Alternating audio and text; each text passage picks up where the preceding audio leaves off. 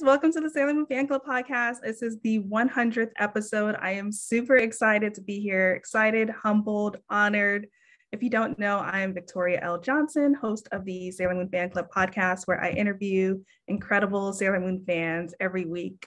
In this episode, I am super excited on this very monumental episode to have the bot maker of songs like Vibe and Violin with Dear Silas and so much more, Cookiee Kawaii. Hey, Cookiee Kawaii, please hop on in. Hey, I was trying to make sure I click at the right time. Hey. You're good. That was perfect. You were right on time. Okay, because I was over here like, okay, this is my moment. You came in hot. It was perfect. It's good. Yeah. Happy 100th episode. Thank you. I have my balloons. Hey, it's lit. Yeah. Well, thank you so much again for joining. I'm super excited to talk to you about Sailor Moon music, Jersey Club music, of course, a whole bunch of other stuff. I see like all the anime merch in the background, so I'm really excited to like talk about all of that. I was gonna say I'll be forgetting this back there sometimes. I know. I'm like trying to spot. Like I'm like I see Dragon Ball Z, I see Naruto, I see Afro Samurai. I'm like, what else am I missing? It's a combination. Yeah. So we'll definitely get into that. But first, since this is the Sailor Moon Fan Club podcast, I have to ask you, what is your first memory of watching Sailor Moon? Honestly, I think I have a few memories just of the show in general, because like for me, I was a tomboy. So when it came down to things that are like super girly or anything like that, like I would kind of stray away from it, at least at that time.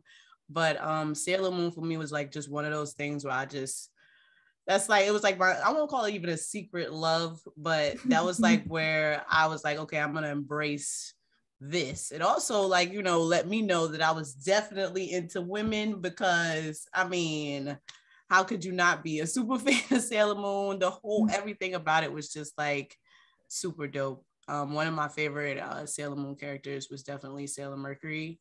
I loved her little bob. I loved how she was just super nerdy into computers. That was kind of like my thing too. So yeah, love it. Yeah.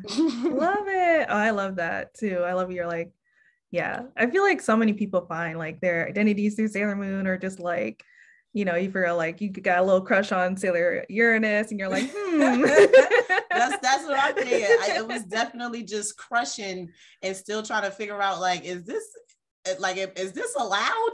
Like, am I allowed to be crushing? Yeah, so it was definitely those earlier times that had me questioning some things. Yeah, that's fun. That's so much fun. Yeah, I love Sailor Mercury. Also, I feel like it's such an underrated fave, but she's so cool. Yes. Like she really, like I think on another episode we kind of talked about how the team really couldn't do anything without her, because she's the one coming up with the plans, like the tactical support. She was the smart one. She was the smart one. And it's like, I don't know, I won't say like in anime in general, like some of the smart characters are sometimes overlooked, but when you think about the strategical things that they, just came up with in a lot of situations that if they didn't, everyone would have pretty much died.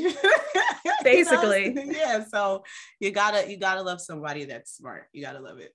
Yeah, it's even like, I see Naruto in the background. Like, I feel like Shikamaru, like you need like that energy those on characters. Your team. Yeah, those characters, because without them, like you need that strategy. Yeah. Do you have any favorite episodes or moments from the show? Well, honestly, I feel like it was Sailor Moon is definitely some of my earlier first even getting into anime. So I don't even think I've binge watched it again since like, those younger years, aside from like seeing stuff online, of course, seeing plenty of people cosplay. It's not something that even though you watched it as a kid, you just never see again. Like you constantly see it.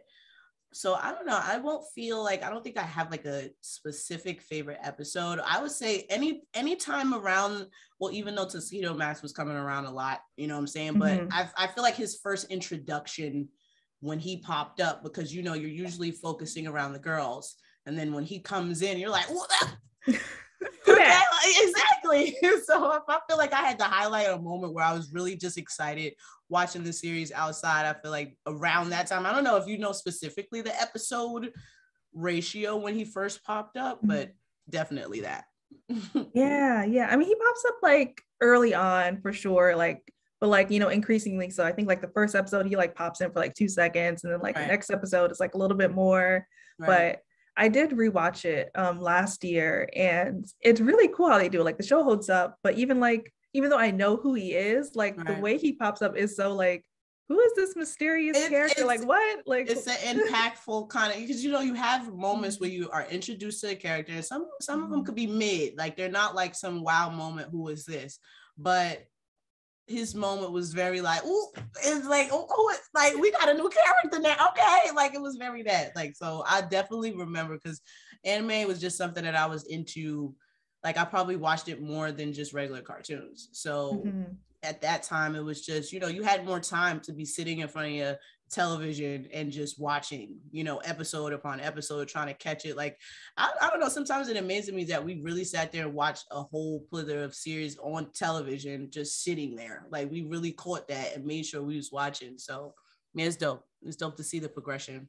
Yeah, a lot of people say like it was like our soap operas, like, you know, you tune in every day after school and like it was definitely like that, especially I feel like with this, how Sailor Moon went about storytelling, you know, I feel like it wasn't just surface layer stuff. Like we really got an elaboration throughout the series. Like, yeah, definitely binge watch it, because I do remember watching a lot of it before I found like Dragon Ball Z, like because like I said, I was a tomboy, so Sailor Moon was like my love, but it was still like not that thing that I boasted or bragged too much about, because then I felt like, oh, you're a girl, you know, so I was like, of course, okay, you like it, yeah, I'm like, all right, but then it still was like definitely my earliest love. It definitely was just something that I love to see. Love seeing all the girls, love seeing all the colors. It's definitely one of my faves. Yeah, I'm the same way. Yeah, I was definitely watching Dragon Ball Z and Sailor Moon, but like same, the colors, the girls, like it lives on, and it's so good. Yeah, definitely like a cross. Like if you think about it, like the girls were watching Sailor Moon, the boys were watching Dragon Ball Z. So it was like being, so I hung out with a lot of boys. It's like we didn't talk about Sailor Moon like that, you know. So, and even still with the girls, I wouldn't completely fit in with them completely too. So it was like I'm like that tom girl that's like, or tomboy sitting here like trying to intertwine or interject in those conversations. So it was just weird. Like I was somewhere in the middle. yeah, and I've learned too from this podcast, boys were watching Sailor Moon. They was watching about it. They just didn't talk about it. Definitely did. It times have changed. Boy, have times changed, because they definitely was not talking about it. They were not talking, but I've learned. I'm like, they were watching it because I'm like, what else were you doing? Everyone was on Toonami or whatever, or early up in school. That too. They had their crushes, so they just didn't vocalize it as much until later on. At least from what I see, it was later on. Yeah, exactly. But I do want to talk about you too. You know, this podcast is about Sailor Moon, but it's also about the guests. Hey. Yeah, and you are super dope. And thank you again for coming on for the 100th episode. Thank you for having me, because I think it's funny how we ended up making it work for the 100th episode, because you've been reaching out and literally you definition of when you want something, okay? This is the definition, because you was not playing like no, we're gonna get you on here. Like you just kept hitting me up, and it's not like I didn't want to do it. It's just like time management. You know, you got to plan things out. Yeah. But you were like, no, I'm getting Cookie on here. So now I'm honored, honestly, to even now with all the schedule and how it all worked out, and then I'm here on the 100th episode. That everything happens for a reason. Yeah. That's exactly how I feel. Like things just come together when they're supposed to. And I'm just so happy. Like I was like, Cookie's so dope. I need to get her on the show. I know she's a fan. Like we need to make this happen. And then you follow the podcast. I was like, okay, come on. Then Dear Silas was on the show. He did the song with him. And I was like, okay, come on, man. We gotta get this going. It all was tying together. So I seen a lot of people just really excited about it. Like, you know, because I'll post interviews all the time thinking that, you know, not that many. I don't know. I feel like I won't say the interview culture is dying. I just feel like a lot of people don't really like to dig in to getting to know the artist outside of like the videos and stuff like that. Like the interviews is how you really get to see them converse and just talk about other things aside from music or whatever. Like you really get to kind of just get a little peek of who they are. So I still appreciate the interviews. Yeah, I agree. Yeah. And I feel like, I can see, like, I think people are kind of getting Like there's a lot of interviews out and it just gets a little bit too much, but I feel like this is a fun, a fun Yeah. little different thing. But I'll say all that say, I love, hearing your Sailor Moon origin story, but I also want to hear like your music origin story. Like how did you get into music and like come to be Cookiee Kawaii? Well, first of all, even my name was like a whole process. But before we get into the name, I'll start just from how I got into music. Both of my parents are DJs, so I was surrounded by music like literally all the time. Right. So I love multiple different genres, like everything. I love rock, EDM, pop, country. I love it all. There's no ceiling to the stuff that I like to listen to. Shit, K-pop, shout out. Yes. You know what I'm saying? I love it all. So when I was like in the 5th grade, I started writing poetry. So I was very poetic. I still am. And from there, I think it wasn't until like 2011 when I decided like, hey, I wonder what my poems would sound like on beats, because rap is really just rhythm and poetry at the end of the day. So it's like, I wonder how it would sound. So I started, looking up beats on YouTube, doing covers to like some of my favorite songs and stuff like that. And I was just at that time just rapping, like just rapping. I didn't find my sound yet. And then from there, I kind of molded into like finding the kind of stuff that I wanted to do. I'm from Jersey, so even club music, like my songs Vibe and Violin, those are like Jersey club songs. And it kind of like just goes hand in hand of where I'm from, and it's like an underground genre of music that not only is in Jersey, it's in Baltimore, it's in Philly. It even, I think it stems from Chicago house music. So what I'm doing is really like an underground genre of music that I'm trying to really push to like a mainstream genre. So that's pretty much that. And when it comes down to my name, like just Cookiee Kawaii, I wasn't Cookiee Kawaii at first. I was actually Harajuku Cookie. and I thought to myself, was like, even though it's a cute name, I feel like Nikki and Gwen kind of solidified and branded the whole Harajuku brand. So I didn't want to like pop out and be like Harajuku Cookie. So I ended up switching my name to Cookiee Kawa at the time, which I think Kawa means like nasty in Japanese or something. And at the time, I made that my name because I was just on a team and we were just looking for shit. After I left the team, I'm like, I can't be no motherfucking Cookiee Kawa. Like it can't be that. Like, no. And then I was like, okay, Cookiee Kawaii. Like I was trying to figure, it needed to be something. And that Cookiee Kawaii just was like, that's it. Like I love cookies, are my favorite snack food, my favorite soft baked, fresh out the oven. And then of course, kawaii means cute in Japanese. And that's my love for anime, love for manga. I think that ties all into that. Yeah. And you prefer the Japanese pronunciation? It's either or, because like I said, I feel like I say it even in my own way. Like I think I definitely say it in my own way. Yes, it's definitely like an exaggerated anime character saying it. That's how I look at it. But I've heard the pronunciation is definitely a little bit more subtle. But yeah, it doesn't matter, because as long as you know what it means, then it's like, that's where it's going for. Yeah, I have to ask. So you said soft baked cookies are your favorite, but what you like, chocolate chip or you like snickerdoodles?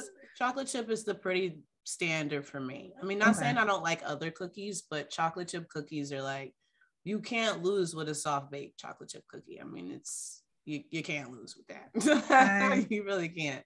Completely agree. Like I love me some cookies, and I would totally like after a long day, like put in like a little like 12 12 cookies in the oven. The best ones that you can reheat that you don't have to make like fresh is like the Edamons cookies. Oh yeah, those are good. Those are really good. You could pop those in the microwave for like 15 seconds. Best thing in your life. A glass of milk. Yeah. You make me want cookies now. I'm telling you, like, it's so good. I love me a cookie. I really do.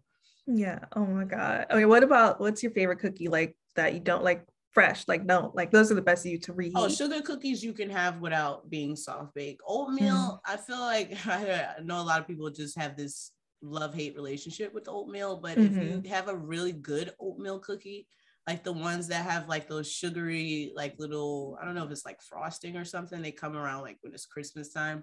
They're like oatmeal cookies, like this little sugar I don't know, cream base on it, those are really good. But you need the right oatmeal cookie. So oatmeals are good, sugars are pretty good. I think the chocolate, or not the chocolate, the macadamia nut ones, those are really good. Yeah. Yeah. Yeah.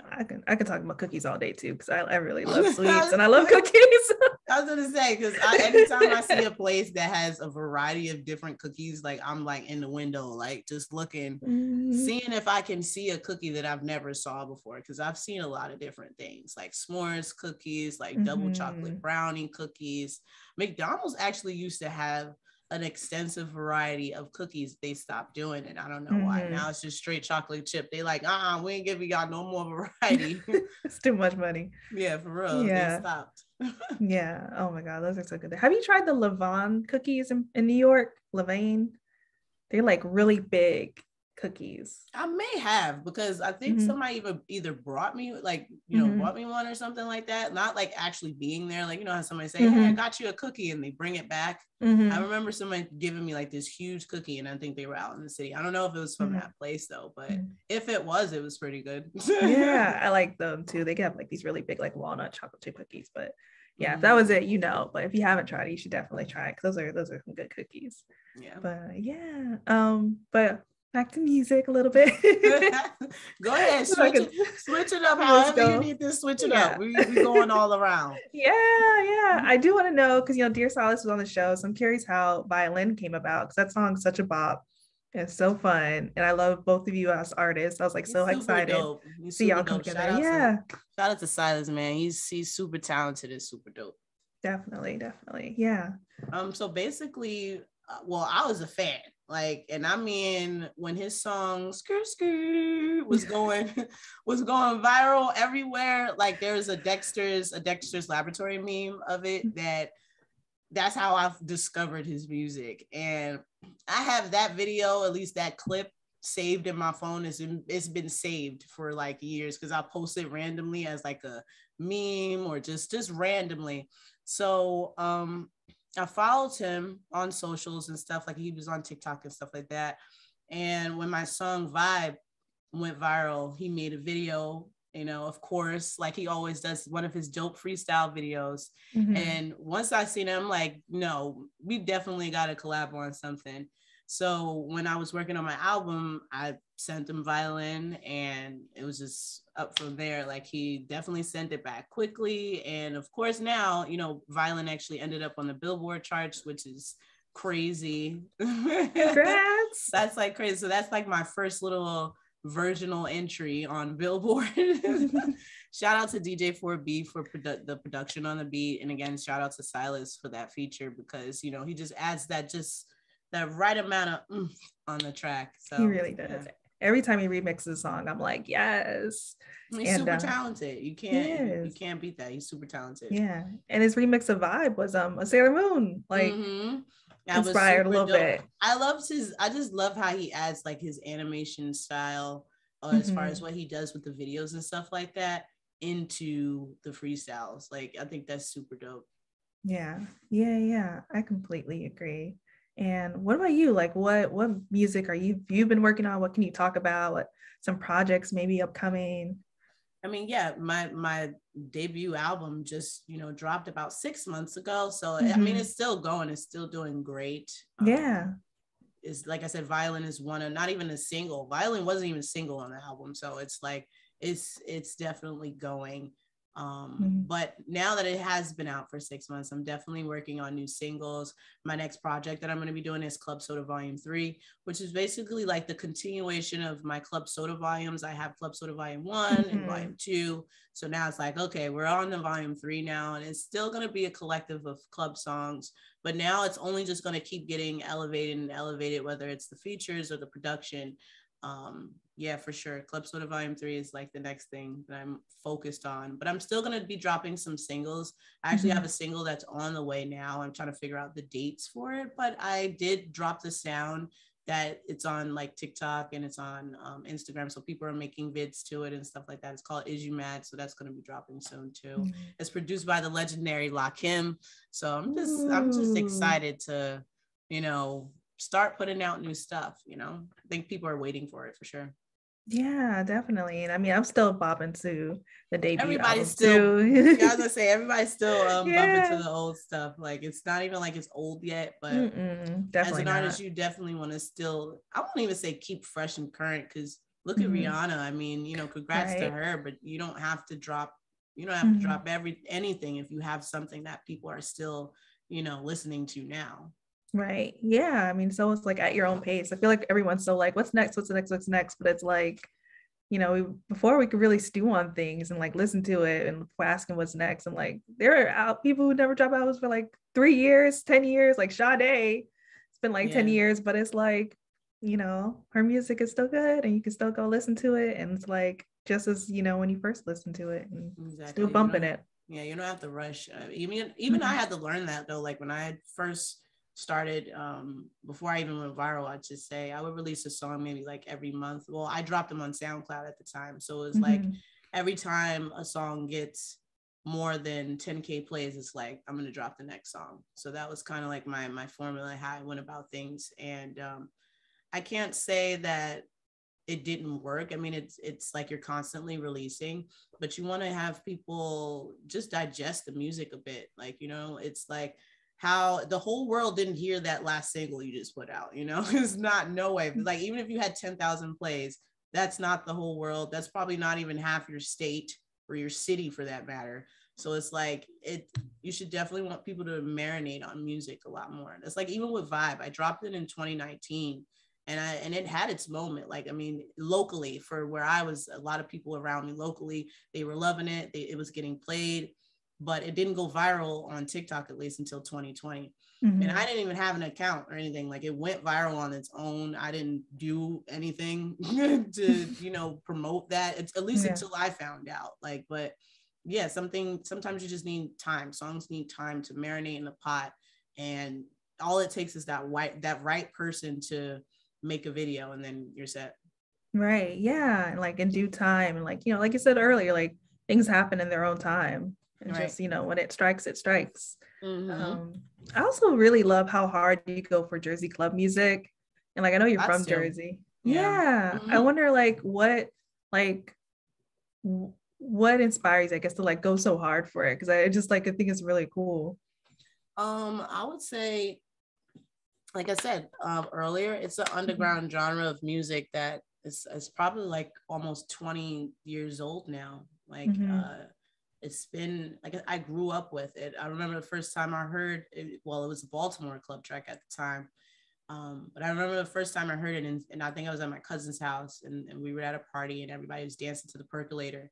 And I'm just Mhm. like, just seeing that reaction, seeing what music could do. And then even at that time, I didn't know what it was. I just know it was something with some banging ass bass that was just getting everybody going crazy. So it's literally something I grew up with. And um, it's evolved so much from being just the thing that we heard at the parties, or like a college party or something, to, or even just an exclusive to Baltimore, Philly, and Jersey thing, to where there's people in France, there's people in Nigeria, dancing to club music. I mean, it's a viral, literally my song Vibe went gold, kind of thing. Right. Like, it's so much bigger than it was before. And the reason why, even when I went viral, I was going hard, not only for my own credit, because I was racking up on the streams regardless, but it was like, y'all need to know that there's a whole culture behind this sound that I'm doing. I am not the only one. I'm not just one of the random people that's not from, the club states, that know the culture of it, that's just doing it. Like, I'm from here. I've shot Jersey Club videos. Like, I've attended the Jersey Club Awards. Like, I mean, I'm in the culture. Right. So it's like, now y'all need to know what this is. Like, it's dancers, it's producers, it's DJs, and we are so dedicated to this culture that, like, there's kids linking up having dance battles like every other week in Jersey. The producers are dropping songs every day. Like, the Jersey Club producers are dropping songs more frequently than people in the industry right now. Like, it is really a thriving culture. So I was like, nah, y'all gotta know what this is. Like, you know, like y'all gotta know, because any opportunity that Jersey or Baltimore or Philly has when we got the spotlight on us, and it's like, oh, what are they doing over there? The best, or one of the best things that we have is club music. So it's like, no, yeah, look at us. Okay, like, it was very look at us, because I mean, right. I've been doing interviews with like Vogue magazine, you know what I'm saying? Like, I had to make sure I was letting people know what this was. And it's not like I'm the only one pushing for the culture. You have people like DJ Unique, Rel, Slink, Natives, J Hood. I mean, there's so many, like, you know, veterans, so to speak. DJ Lil Man, DJ Taj, DJ Smalls. I mean, I could go on and on and on and name people that are actively involved in doing stuff right now. But the fact that I can name a long list means there is a lot of us doing it. And right. And that's just Jersey. I could even go to B-More. Shout out to TT. Shout out to Mighty Mark. Philly. I mean, Swizzy is doing his thing. Crazy. DJ Crazy is doing his thing. I mean, it's a club family and a club culture. And more people need to understand that it's not no TikTok song. We're not making this music for TikTok. Like, I mean, yeah, you could go viral on there or whatever, but this is deeper than that. It's bigger than TikTok. Like, there's people that make club music every day, and that's how they feed their families. It keeps them out the streets. Like, you know, shout out to Bandman. You even got Jersey Drill, you know, trying to make his way and do something in the drill community. So yeah, it was very important to me to let people know that the music that I'm doing is not just me. It's been around, and it's a culture that, you know, there's people that could really get up out the hood and make something of themselves off this genre of music. So yeah. Well, you definitely doing it. Like, every time I see you, I'm like, man, she goes so hard for her culture and every this music, and I love it so much, because like not everyone does that. And like, you know, it really just shows just how much pride you have in Jersey and this scene, and just like, and just being an ambassador for that. I think it's just super dope. She's my next question. Which Sailor Senshi do you think would make the best Jersey Club song? All of them. Because, you know, the way I see it, I wouldn't even be surprised if somebody hasn't already made or sampled a Sailor Moon, anything from the series, whether it's the theme song or anything. I wouldn't even be surprised. So, because that's what club music is, honestly. Like, we pull stuff from multiple different things, like video games. I mean, you can burp right now and somebody could turn that into a club song. Like, it's so true. Honestly, no limitations, all of them. Because that brings the most exposure, and then you don't have anybody feeling biased. Like, that's okay, you're showing love to all of them, you know. So yeah, and everyone has different personalities, so they probably bring a little something different to it. Yeah, that was always dope too, even with Sailor Moon. Just, you know, I think even when you're growing up and you're a young girl, and let's say you're not one of the popular girls or the girls that get all of the attention or whatever, watching Sailor Moon definitely gets you to understand that there are a multiple variety of different personalities of just girls. Like, you don't have to be that one girl, which I always would feel like that's kind of like how, you know, Sailor was just like the girl, you know what I'm saying? Yeah. And have everyone else, you know, which to some people will be like, they don't matter because they not the mains, but it's still, it kind of just gives you perspective of how you can have the variety of different personalities and just people who are actually extremely different, but still collectively all make a difference, you know? I think exactly. We have that many stuff, like, you know, just, we don't have, it's not like that anymore. I think the target is more like Beast Titans. I think that's the focal point right now. I don't think it's not the same anymore, for sure. To show that kind of like unison. If it is, there's only one, you know, female character, or that's like representing in that kind of way. I don't feel like it's like a group anymore. No, we don't get many groups in cartoons and live action stuff. Like, it's very rare to get like an ensemble cast of women who, you know, all have different personalities and contribute something differently, and, you know, can be, you know, both femme and also powerful or smart. Yes, that's what I'm saying. Like, it's like they got to make her like some big boob bimbo. It's like nothing wrong with that either, but it's like I want variety. Right, like it's like we like that too. But can she be smart sometimes? Right, can she contribute something too? I mean, it's cool both. I feel like both are cool, but like I definitely want variety. Like, give me just a little bit different of everybody. It's like, Sailor Moon wasn't the smartest, but she had the heart, Sailor Mercury is the smart one. You put that out there, because that's very true. That is very true. That's why I like it. Yeah.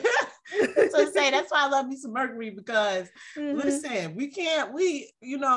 feel like that some people that will instantly just say, oh, Sailor's my favorite. And it's like, really? Really? Like, seriously? Okay. Yeah, she had the heart, that was it. And I mean, I think she's a great character, but I think she's still a great character.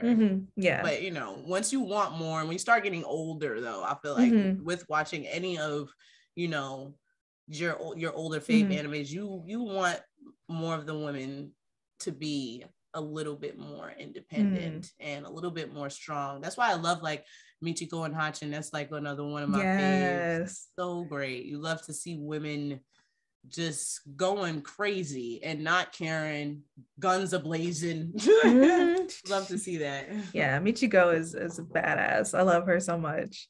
She's one of my favorite characters. I actually just bought like this tote bag from AG Barbie of her, and that it's like my favorite bag right now. That's dope.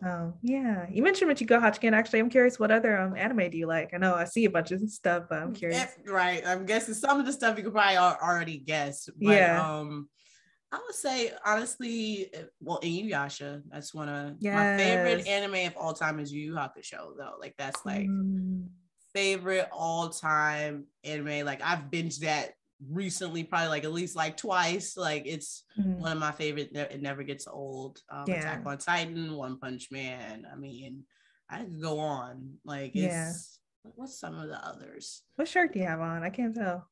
Oh, this is just like a regular manga shirt. It's not like a specific, I don't even know if it was coming from a specific one, but it's just manga. Oh, cool. But yeah. I don't know if I feel like I always have to say it whenever someone brings up Yu Yu Hakusho is that the creators are married. This creator of Sailor Moon, it just makes me really happy. It's like my favorite fun fact. I know about that. I see a lot of people post that fact all the time. They're like, "Did you know?" Yeah, it's just a cool thing. I'm like, oh.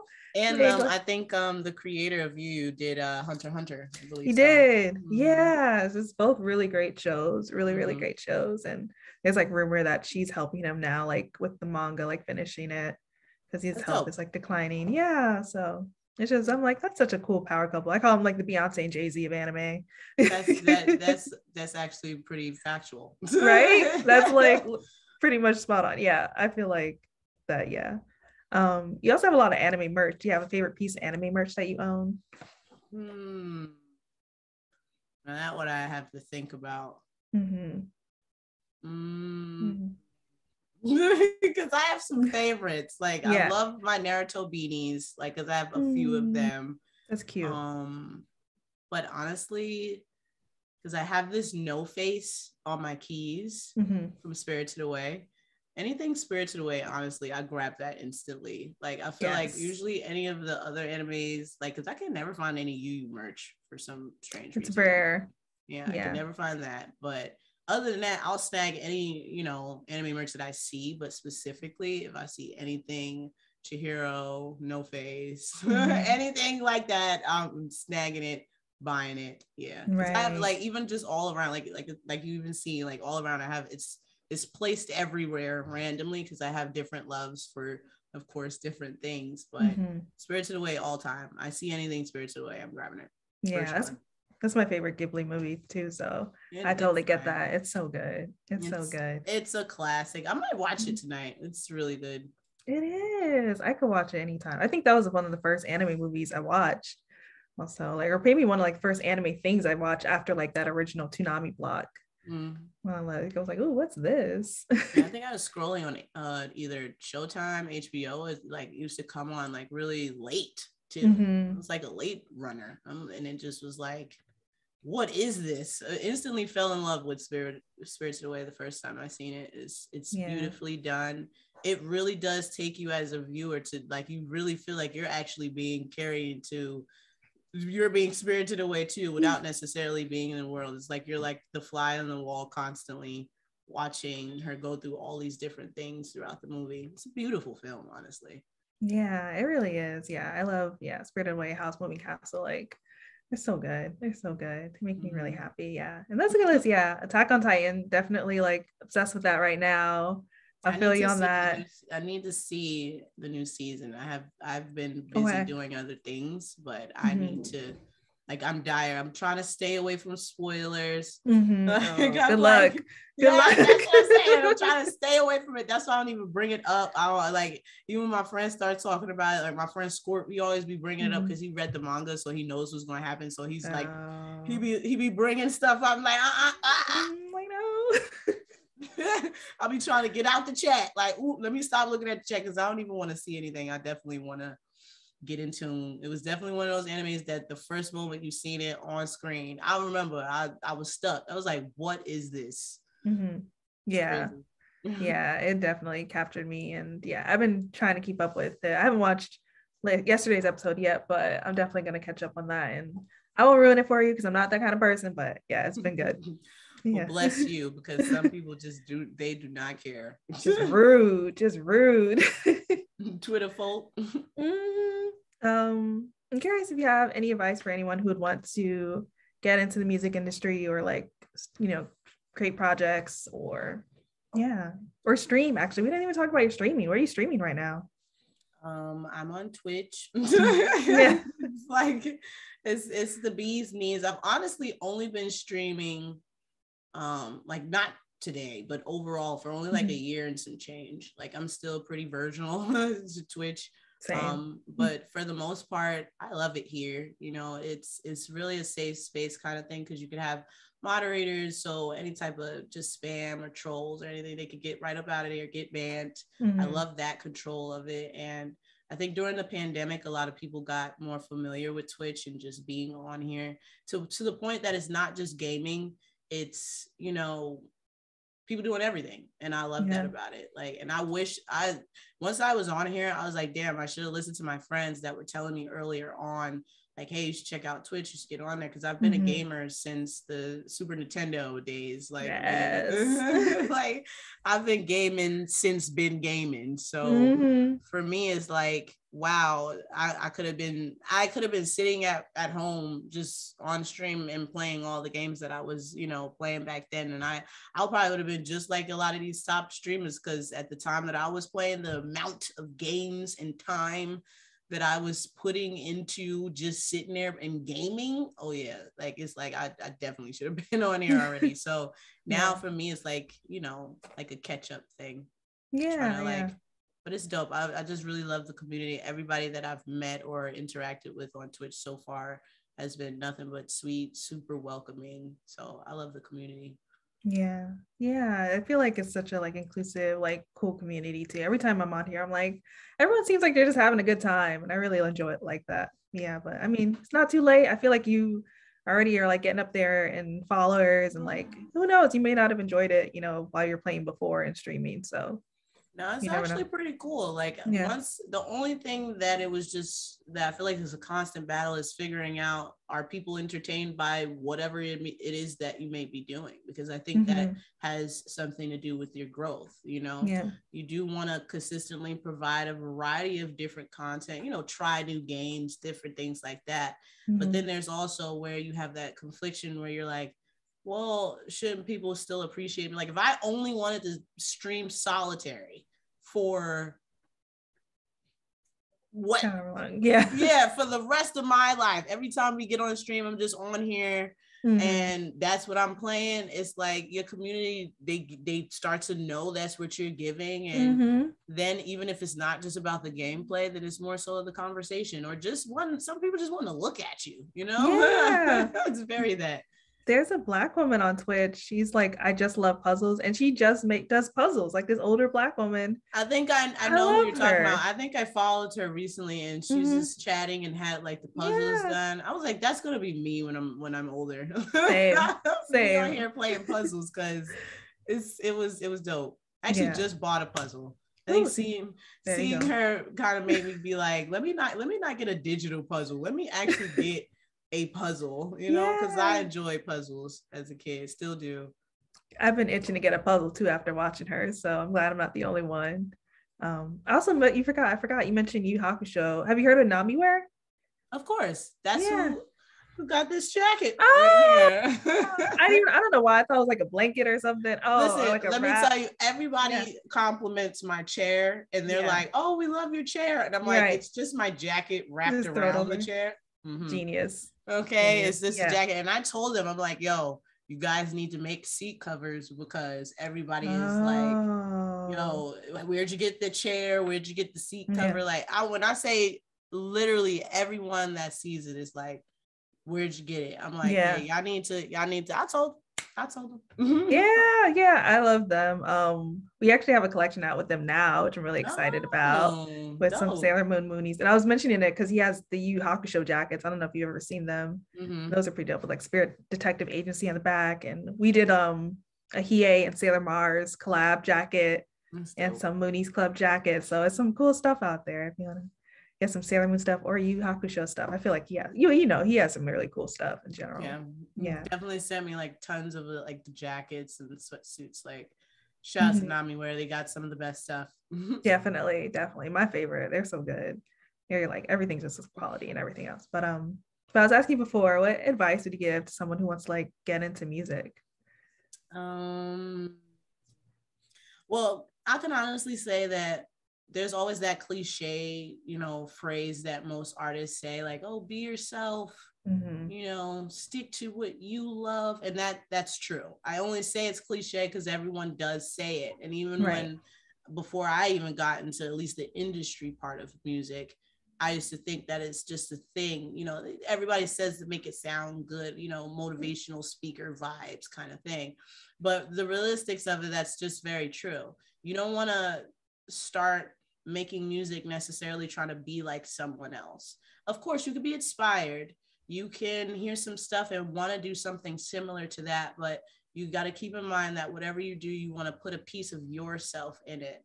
So like, because when it comes to the point where you are famous and you're doing interviews, people are going to ask you, what does this mean to you?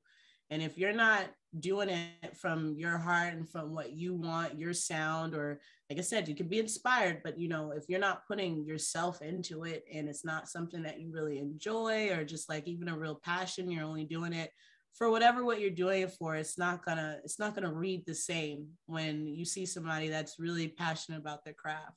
So I would just say, be yourself. Be yourself. Don't be scared to take chances and take risks with, just experimenting with trying new sounds or new production or anything like that. Don't be scared to network and reach out to people to collaborate, whether they have a large following or only 2 followers. If they can make a good song, that's what matters. Like, because no matter how many followers they got, if the song is slapping and it's getting streams, both of you are collecting revenue, and then in turn a fan base coming, you can build things off of that. So and consistency, it's key. You can't drop a song there's music artists that are signed, that are productively in the business, that drop songs every other whatever, So if you're the artist that you're just starting out and you're only dropping a song every 6 months, unless that song literally is getting like, it got 1 million views on YouTube, like, because then you could milk the cow, you know what I'm saying? You could sit on top of that single for a while because it's blowing up.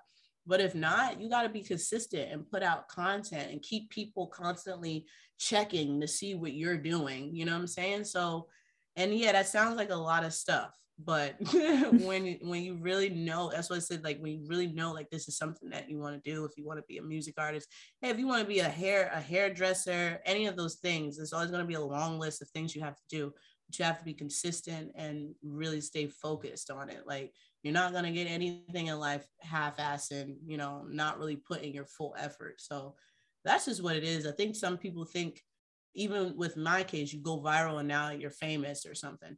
I don't consider myself famous. Like, I still have to clean my tub in my microwave and shit like that. Like, that's real. Famous is somebody else is cleaning my tub. Somebody is bringing me dinner. Like, then I'm famous. Like, that's like the whole next level. So if I gotta still warm up my toaster strudel, no, I am not. No, I am not. So it's like, if you don't go viral and then everything is changed. Like, I mean, of course, I'm a little bit financially stable now. There's a lot of things that are better in my life now via me going viral, but it's not the end of my work. I have to do so much more if I want to like build generational wealth, buy a house, you know what I'm saying? I mean, I bought a new car, so that's great. Yeah. Congrats. That's great. But that was last year, Hey, that's good too. That was last year. So, it's always about leveling up. It's what you want in life. If you want to be someone that's, just Instagram influencer that, you just want to be comfortable, then do the work that needs to be done so you can be comfortable, Just gotta put in the work, stay driven, and be yourself. It's really, that's what it is. That's my advice. That's great advice. I think that's so true. And always put in the work. I feel like people don't realize it's like, oh, I want to like be a music artist. And it's like, it's also work, it's fun, but it's also work. And even if you go viral, you got to put in work after that. Like, it's different from some people. Like, I feel like the world is even different now in general. Like, when I went viral, we were in a pandemic. I didn't even get to perform my song that whole year. Like, I literally, while my song was going viral, that was when my song was going viral, I got requested to perform at SOBs in New York. And at that time, that's when New York got like its first 2 cases of COVID. So even my team was like, I don't know, we don't know if you should do the performance. Like, everything was still kind of questionable and in the air. I said to myself, like, I was like, well, I'll be sick. Like, if I die, I die, because I need to go. Like, this is my moment. This is my time. This is what it is. Like, I'll risk it all for this moment right now, because I remember how it was. Everybody thought it was going to be the end of the world. They still do. There's birds falling from the sky and shit. It's all types of stuff going on. It's wild out there. It's wild. Some days I believe it, but I'm just like, what is going on out here? Yeah. But that is wild. But happy we're here now, vibing. We're here now, even though Amarion trying to take us out, but but we trying to make it through. That's just the whole thing. You don't know what, that's what I'm saying. Like, at this point, life, the world could throw anything at us at any time. You never know, we'd be on lockdown again. You just don't know. So it's just like, you gotta really put your best foot forward these days and focus on what you have to do, because life is too short. You don't know what can happen. So you might as well do it, put your all in today, so that way it could be better tomorrow or something. Yeah, that's so true. I love that. Which leads me to my next question. Just like Sailor Moon had her Sailor Moon says phrase at the end of every episode, what would your phrase be? So Sailor Cookie says. Sailor Cookie says, I don't know, I could be all cliche and be like, Sailor Cookie says, if I back it up, is it bad enough? But that's not motivational enough. It's a valid question though. Yeah. I don't know. I kind of like that though. Like, Sailor Cookie says, if I back it up, is it fat enough? Right. You know what? I'm sticking with it because it's the first thing that came to my mind. I'm sticking with it. Yeah. If I, no. I got another okay. All right. Okay. Sailor Cookie says, sexy walk my way to a big bag. Okay? You better sexy walk your way to a big bag. That's what Sailor Cookie says. Yes. There you go. Stamp it. Put it on a shirt. That's it. I love it. Yes, absolutely. I want to do that every day. So yes, I love that. That's my new mantra as well. Sailor Cookie says got a nice ring to it. It really do, don't it? It does. Yeah. Yeah. Do you also have beef with Rocco also, by the way? I saw you low key. You ready? I said, do you also have beef with Rocco? You said what? Beef with who? Rocco, Elmo. Elmo's arch nemesis.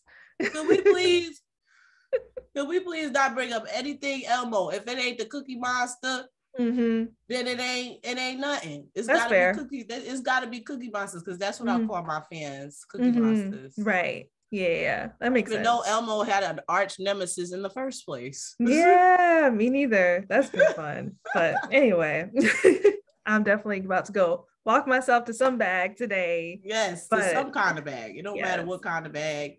It can be any kind of bag, any bag. Yes, true. Yeah, it doesn't have to be a monetary bag, it could be another bag. But Mhm. lastly, what is next for you and where can people find you? What's next? Club Soda Volume 3. Right. Yeah. That's my next project that I'm working on. And other than that, like formulating a tour, with, like I said, with Omarion, you just don't know what's going on. People with bigger budgets can do a little bit more, probably gamble more. I'm still building up my coin. So when I do decide to tour, it just has to be right. I want to make sure I go to the right places. I want to make sure I have a collective of music that is ready to perform at the masses like that. I mean, I feel like I do now, but a lot of my songs are more like hype songs or booty bounce songs where it's not too many vocals. I feel like with my album, I put more vocals in there, so it's not just your normal club chops. It's like a little bit more that you can rap or sing to. So I feel like I gotta definitely create more of that. So, it's not always turning up. But then again, what's wrong with just turning up on the tour? So I'm just trying to really formulate how I will put that together. And of course, more music videos. Violin is definitely getting an official video. Yay. There's some other songs that I'm working on that I want to do some videos for. So yeah, I think that's what's next. There's more music, more content, and pretty much everybody can find me on everything. Mainly Twitch, Instagram, and Twitter are like my mains. Even YouTube. But all you gotta do is search Cookiee Kawaii and you'll find me. Yes, I love it. Yeah, super excited for everything. Super excited for the violin music video. More music, still bopping out to Venice. Super excited. Everybody says Venice. I feel like is it not Venice? Oh no. It's Venice. Venice, see, that's why No, you gotta okay. say things out loud sometimes. Literally, it's my whole life I've dealt with this. So it's okay. It's Venice. Venice. Okay. Well, I'm gonna fix that. I'm gonna start correcting people now. So hopefully it comes back around to you. Hopefully it does, but I said, everybody's been pronounced. Some people think it's Venice.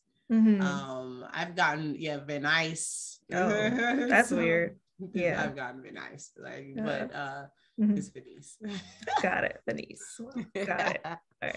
Well, thank you again so much for coming on the Sailor Moon Fan Club podcast. Thank you for having me. Like I said, again, congrats on your 100th episode.